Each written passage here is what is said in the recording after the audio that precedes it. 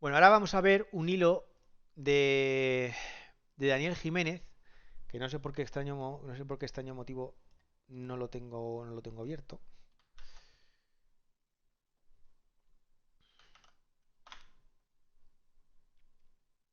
Ahí.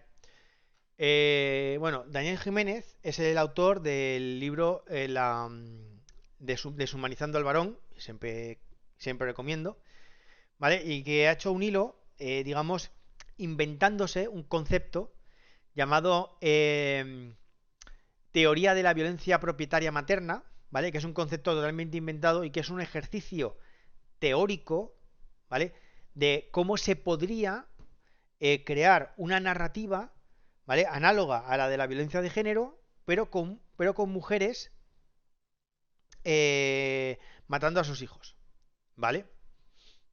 Entonces vamos a verlo para así un poco como ejercicio hipotético, ¿no? Como algo teórico, que es muy interesante. Eh, La teoría, dice Daniel Jiménez, parece descabellada, y lo es, pero parte de las mismas bases que la violencia de género en la pareja y por extensión la violencia vicaria. Tomar el asesinato de un grupo demográfico realiza mayoritariamente sobre otro, filicidio materno. Aportar un patrón cultural que motiva y justifica los asesinatos ante los propios asesinos y presentarlo como la causa única o dominante de los mismos. 3. Indicar cómo la sociedad justifica los actos de los asesinos, les quita importancia o defiende a los autores. ¿Vale?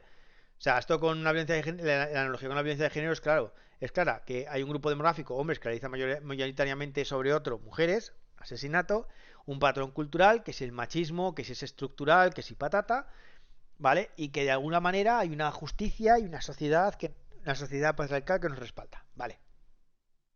Dice 4. Culpar a todo el grupo demográfico por los asesinatos de unos pocos por compartir rasgos culturales comunes. 5. Demandar cambios sociales, culturales y legales a nivel general. ¿Puede cumplir esta teoría con todos estos puntos? En principio sí, veamos. 1. Las madres como asesinas de sus hijos. En España, 26 versus 24, estos son los datos que hemos comentado antes de que se pidieron, filicidios de madres versus padres desde 2007 hasta 2022. A nivel mundial, las madres constituyen el 54,7%, siendo el 71,7% en asesinatos de menores de un año y casi el 100% de los neonaticidios. Las cifras no parecen muy dispares, pero hay que tener en cuenta varias cosas. Uno, cuanto más pequeño es el menor, más probabilidad hay de que el asesino sea una mujer. Filicidio puede englobar incluso a hijos mayores de 18 años donde el asesino suele ser el padre. Correcto. 2. El infanticidio y el neonaticidio se encuentran infrarreportados. 3. Las muertes por negligencia, donde las mujeres como cuidadoras principales del niño están sobrerepresentadas, pueden ocultar casos de homicidio intencionado. 4.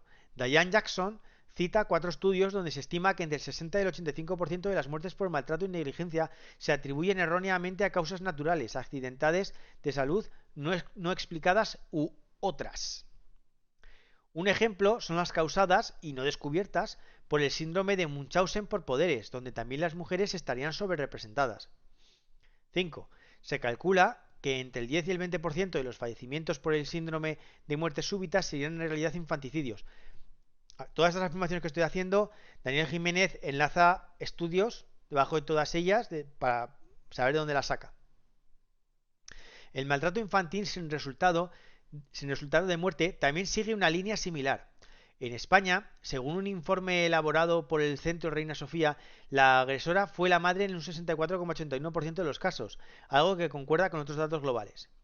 Ahora vamos a tratar de la segunda parte, encontrar un patrón cultural que motiva o justifica los asesinatos eh, ante los asesinos. En este caso sería el llamado sentimiento propietario materno. El sentimiento propietario materno consistiría en considerar al hijo como una propiedad sobre la que tiene poder absoluto y por tanto libertad para hacer con él lo que se quiera, incluso matarlo, al verlo más como parte de sí misma que como ser independiente. Ejemplo, la escritora Jen Díaz narra en el diario que debe cuidar a ratos de una criatura que no es suya, de la que dice, no pude ponerle un nombre el día de su nacimiento porque no me pertenece. La maternidad es cosa de posesión. Esto es una cita literal, ¿eh? Pero los ejemplos más drásticos no se encontrarían en citas literarias, sino en las acciones de ciertas madres. particularmente el simbólico abandono de los recién nacidos en cubos de basura. Eh, abandonó a su bebé en un contenedor de basura. Bueno, aquí hay un vídeo de una mujer abandonando un bebé. Abandonado en la basura después de 2 puñaladas. Mujer confesó que estranguló y arrojó cuerpo del bebé a un contenedor. Hay más ejemplos, pero no creo que sea necesario subirlos. Es algo que por desgracia hemos visto o leído en las noticias de sucesos ocasionalmente. El sentimiento de que el bebé es propiedad de la madre también puede discernirse en otros, como por ejemplo, cuando una madre da a su bebé en adopción sin el consentimiento del padre, que lo pueden hacer, por cierto. Lo pueden dar en adopción y entonces el juzgado que lo recibe, o sea, el juzgado que recibe el caso del bebé abandonado intenta ponerse en contacto con el padre para ver si se quiere hacer cargo. Si encuentra al padre, bien, y si no lo encuentra, pues nada. 2. Cuando mata a su hijo por haber perdido la custodia, no le entregó a él lo que es mío. Mismamente, hace poco Olivia, o lo tengo yo o no, la mato antes de dejarla con su padre. Cuando prostituyen a los hijos, los entregan para trabajos forzados o los venden. Este sentimiento de propiedad materno, sin embargo, no solo emana de las madres. La sociedad en general lo apoya, sostiene y minimiza sus efectos cuando se torna en violencia o infanticidio, como señaló Steven Pinker, citado por Adam Jones. A ver, voy a leer la cita. Dice, en los Estados Unidos cada año cientos de mujeres cometen neonaticidio. Los fiscales a veces no procesan. Los jurados raramente condenan. Aquellas condenadas culpables casi nunca van a la cárcel. Barbara Kirwin, psicóloga forense, reporta que en casi 300 casos de mujeres imputadas por neonaticidio en los Estados Unidos y Reino Unido, ninguna mujer ha pasado más de una noche en la cárcel. 300 casos, gente. Mucha de la clemencia mostrada a las madres neonaticidas refleja el hecho de que son normalmente jóvenes, pobres, solteras y socialmente aisladas, aunque es notable que una clemencia similar es raramente extendida a asesinos, varones jóvenes, pobres y socialmente aislados. ¿Vale? Steven Pinker en un artículo de Why They Kill Their Newborns. ¿Vale? Esto es un poco lo que yo os venía a comentar antes, cuando hablábamos en el artículo, en la, en el artículo de los artículos de Lo País de ensaladas de felicidios, ¿vale? Cuando señalaban, no, es que en las sentencias a las mujeres se les reconoce, a las mujeres felicidas, se les reconoce los eximentes por alteración psíquica y a los hombres no, a pesar de que lo piden, ¿vale? Y que sus circunstancias están relacionadas con la pobreza. Aquí vemos que en Estados Unidos y Reino Unido una investigadora, Barbara Kirwin, encuentra el mismo sesgo, que a las mujeres se les tienen en cuenta sus circunstancias, ¿vale? Y que se suele tener clemencia, que el sistema jurídico, bueno, el sistema judicial las trata bien, ¿vale? Ni siquiera van a la cárcel, ¿vale? Con lo que ello conlleva. Y sigue Daniel Jiménez. Curiosidad. Nueva Zelanda fija la edad en 10 años para que una madre dé muerte a su hijo acogiéndose a una pena reducida de 3 años de cárcel por no haberse recuperado del parto. Sí, han leído bien. 10 años. Crimes Act de 1961 todavía vigente.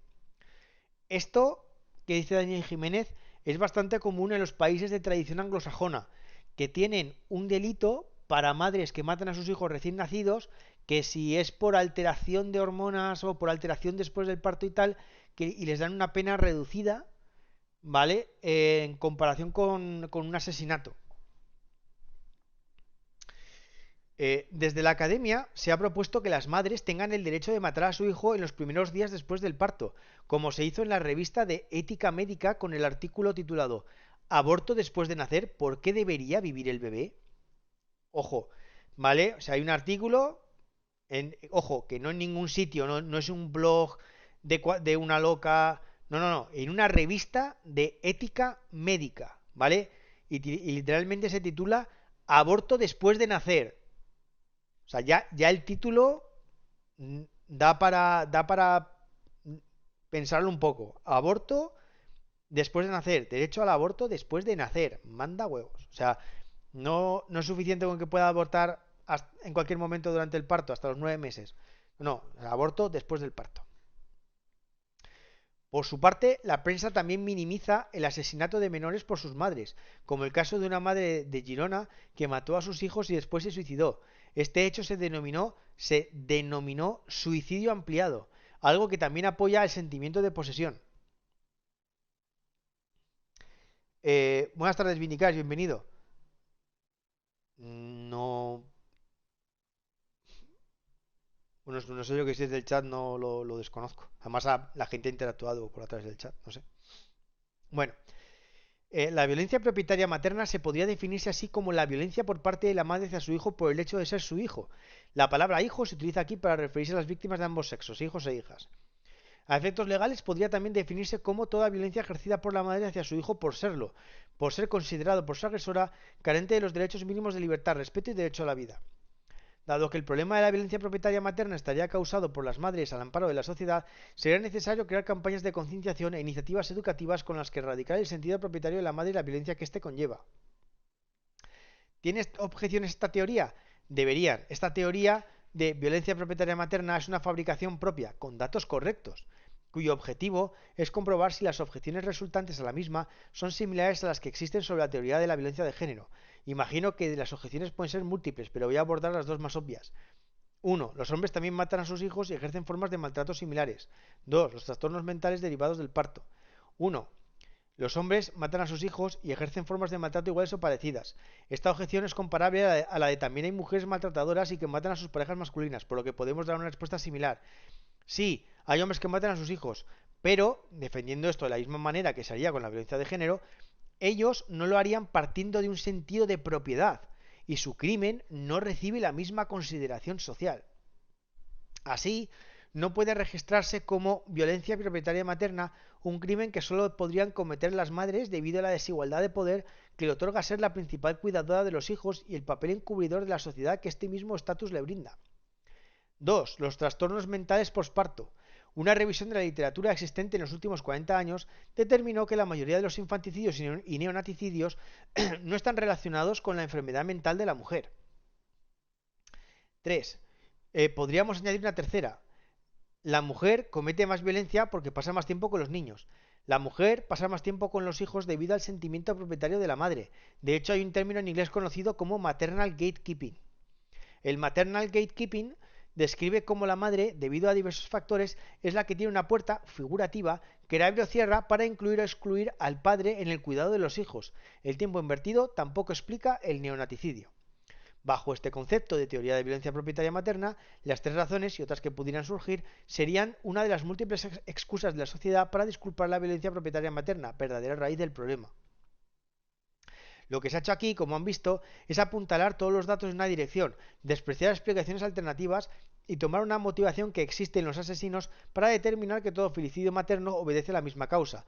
La diferencia es que violencia propietaria materna no tiene ejércitos de instituciones trabajando para consolidar el concepto con estudios, ni medios de comunicación que la validen, ni nada parecido. Pero técnicamente podría hacerse, aunque repito, no se debería. En un mundo paralelo donde eso ocurriera se reivindicarían las nuevas maternidades, se hablaría constantemente del problema de las madres, las leyes otorgarían la custodia a todo padre que acusara a la madre de maltratar al menor, y las denuncias falsas serían un bulo. Aquellos que justamente se indignaran ante esa corriente serían tildados de madres heridas en su orgullo, que temen perder sus privilegios como cuidadoras, y posiblemente defensoras del maltrato infantil, pues de otra forma, ¿por qué se oponen? Vale, entiendo que la comparación no es perfecta, aunque espero que puedan hacerse una idea de a qué me estoy refiriendo. Y repito, no me creo nada de esto, lo hago solo para explicar cómo funcionan otras corrientes.